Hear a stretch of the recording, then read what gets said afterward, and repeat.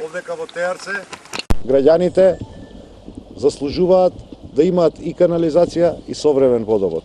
Недозволиво е во 21. век во Теарце да се користат се уште септички јами. Планот за живот во Македонија предвидува изградба на канализациона мрежа на територијата на целата општина, изградба и реконструкција на секундарната мрежа за водоснабдување, бидејќи и Теарце, како и цел Долен Полог, да е апсурдот голем, под шара се уште немаат питка вода за пиење во нивното секојдневие.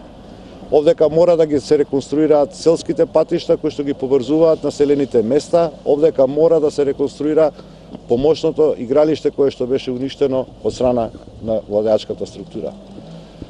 Граѓаните на Македонија, повеќе од 600.000, одбраа да стават крај на поделбите, да стават крај на криминалното владење.